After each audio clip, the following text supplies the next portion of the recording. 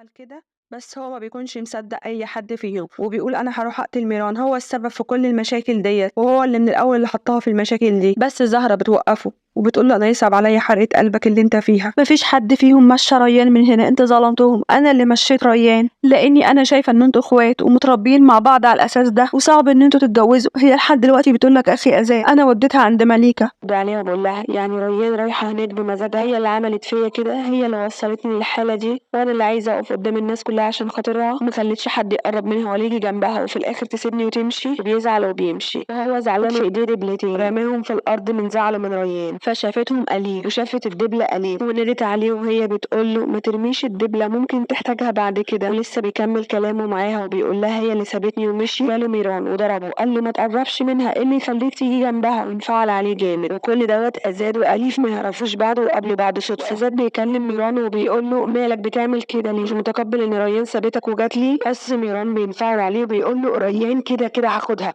وما تقربش منها ولا تيجي جنبها، ولا عايز اشوفك مقرب من اي حد من عيلتي، وأليف مالكش دعوة بيها. بس أزاد ما بيكونش فاهم مين أليف دي، وميران بياخد أليف وبيمشي، وأليف بتسأله مين ده وانفعلت عليه كده ليه، ورد عليها ميران وقال لها ده واحد من أعدائنا. بس أليف بتفتكر ان هو ده نفس الشخص اللي قاعد مع جنون وكان معاهم بنت تانية، بس ما بترضاش تتكلم مع ميران وتحكي له، وميران اول ما بيوصل بيلاقي جول مستنيه، وبيكون مستغرب من وجود جول، وبيقول لها جول ايه اللي جابك هنا، قالت له انا هربت من البيت علشان خاطر اجي اقول لك ان اختي ريان بتعيط كتير قوي وهي مش هتتجوز اخي أزاد علشان خاطر هي مش بتحبه، وكمان البنت ما ينفعش تتجوز اتنين مع بعض، وماما لما لقيتها بتعيط وديتها عند جدة مليكة تقعد عندها شوية وتريح أعصابها. وميران بيفرح إن ريان مش هتتجوز أزاد، بيعرف إن هي لسه بتحبه، وبيقرر إن هو يروح لها عند جدة مليكة. ودارين بتقابل جنون وبتقول لها إن أزاد بطل إن هو يتجوز ريان، وريان سابت البيت ومشي، وأكيد ميران جوزك راح يدور عليها عشان يرجعها تاني،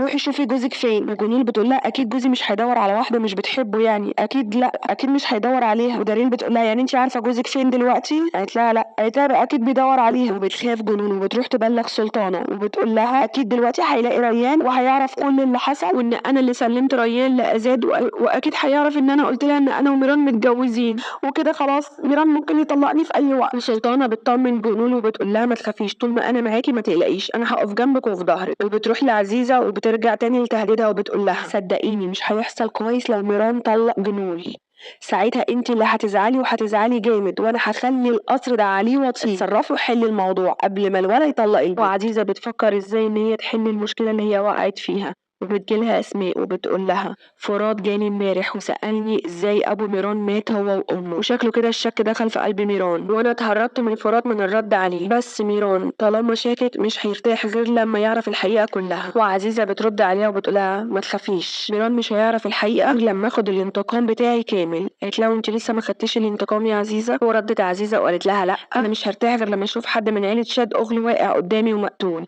على ايد ميران، وبكده بيكون اللي قتلهم واحد منهم ومن دمهم ابنهم مش غريب، لما اشوف هزار ميران هو اللي قتله، وبكده يبقى الابن قتل ابوه، ساعتها بس نار الانتقام في قلبي هتهدى، وساعتها اقولك ان عزيزة اخدت حقها. ولحد اليوم اللي هيقتل فيه ميران هزار محدش هيعرف ان هو ابنه ولا حد هيعرف الحقيقة. واسماء بتبص لها ويعني زي ما يكونوا عايزة تقول لها وطي صوتك علشان خاطر ابليس بيصلي ركعتين دلوقتي. ونروح لميران، راح لمليكة عند جدها وجدتها وخبط على البيت، وطلع له جد مليكة وقال له انت مين، ورد عليه وقال له انا ميران وجاي اخد زوجتي. بس طلعت له ريان وانفعلت عليه وقالت له هو انا مش سبت لك الدنيا ومشيت، انت ايه اللي جابك عندي هنا تاني؟ ورد عليها ميران وقال لها انا جيت علشان خاطر اخدك من هنا ونكونوا مع بعض وما نسيبكيش تاني. وريان بتقول له انا جيت هنا عشان خاطر ما اشوفش وشك تاني، انت برضو جيت ورايا، ومين اللي قالك ان انا هنا اساسا؟ وميران بيقول لها انا جيت بعد ما عرفت ان انت بطلتي تتجوزي ازاد، سبتي لي مش قلتي ان انت بتحبيه وهتعيشي معاه، سبتي لي. وريان بتقول له وانت مالك اساسا، ومين قالك ان انا بطلت اتجوزه؟ انا هتجوزه بس مش دلوقتي. راح قايل لها ليه، مش النهارده كان فرحك برضو؟ قالت له لا عادي يعني، بس انا كده كده مش عايزه اشوف وشك وامشي من هنا. وميران بيقول لها انا مش همشي من هنا غير وانتي معايا.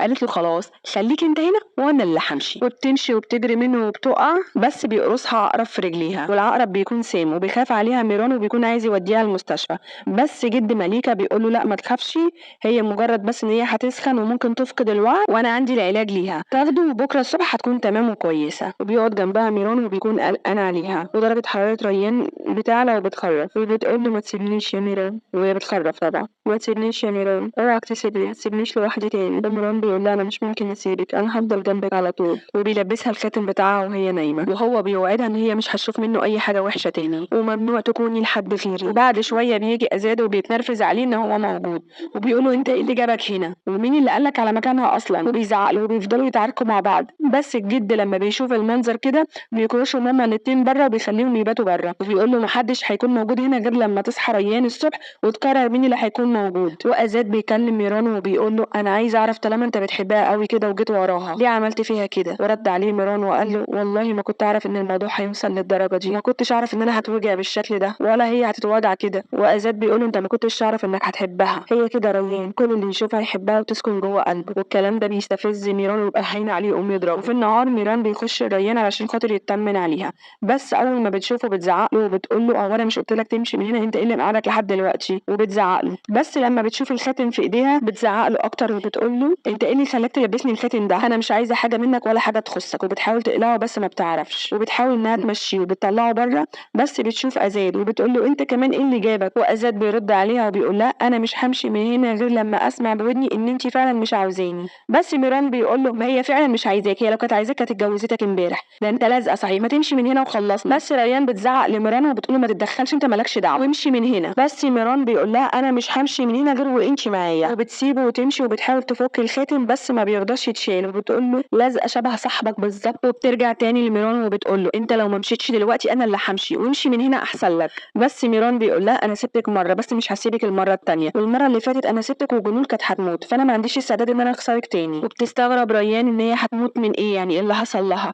بس ميران بيكمل كلامه وبيقول لها ما هي بتقول ان انت ضربتيها بالسكينه. واستغربت ريان وقالت له انا ضربتها بالسكينه صحيح، قالت اصلا كلها كذابين، الكذب بيجري في دمهم، انا جيت جنبها ولا كلمتها. وكمان يا ميران انت جاي تسالني يا عيب الشوم عليه، والله عيب عليك يا ميران. وبيكون ميران لسه هيجي يدافع عن نفسه بس بيجي هزار وبيمسك فيه وبيضربه وبيزعله وبيشتمه وبيقول له انت ايه اللي جابك يا حيوان يا واطي، ايه اللي جابك هنا، وانت يا ازاد ايه اللي جابك انت كمان وراها، انا ههرب بنتي منكم فين بعد كده، انا مش عارف اخبيها منكم. وازاد بيقول له انا جيت بس عشان افهم من ريان هي مشيت ليه واتكلم معاها. وميران بيقول له انت سبت ريان عندي امانه فانا جيت عشان اخلي بالي منها. وهزار بيقول له سبتها عندك امانه ورجعت اخدتها، خلاص استرديت امانتي، امشي بقى من هنا وقول في داهيه، مش عايزه اشوف وشك تاني، انا سبت بنتي عندك امانه من الاول بس انت خدعتها. وبيكون هزار بياخدها علشان خاطر يمشي، بس ميران بيوقفه وبيقول له انا ما اعرفش الاب بيحافظ على بنته ازاي ويحميهم، بس انت حرمتني من ابويا وامي وما خلتنيش اعرف يعني ايه اب وام يحافظوا على اولادهم. وبيرد عليه هزار بعصبيه وبيقول له انا ما حرمتكش من حاجه وانا حكيت لك كل حاجه،